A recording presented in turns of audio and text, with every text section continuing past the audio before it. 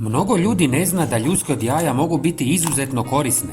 U ovom kratkom videu pokazat ću vam kako ih možete iskoristiti.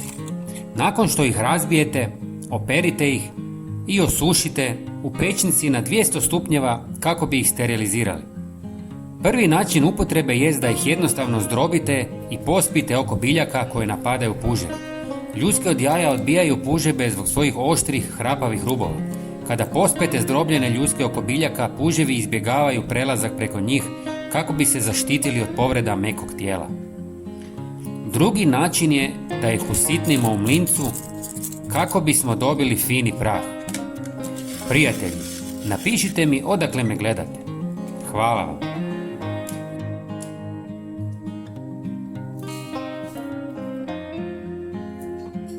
Jedan dio ljudski pomiješajte s vodom, a drugi ćemo iskoristiti kasnije. Sada ste napravili odlično gnojivo za biljke bogato kalcijem. Posebno je dobro za rajčice, paprike i tikvice kako bi se spriječila trulež.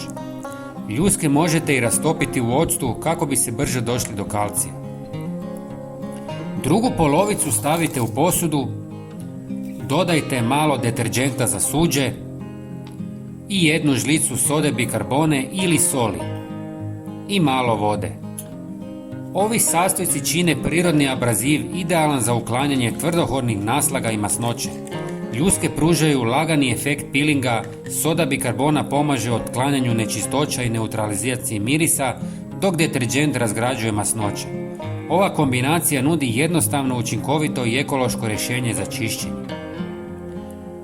Zatim ljudske jaja usitnjene u fini prah mogu se pomiješati s maslinovim uljem kako bi se stvorio prirodni piling za lice. On nježno uklanja mrtve stanice kože, dok maslinovo ulje hidratizira i olakšava kožu. Važno je koristiti sitno mljevene ljuske kako bi piling bio blag i siguran za kožu lica. Prijatelji, pogledajte i naš sljedeći video na ekranu. Hvala vam. Pozdrav!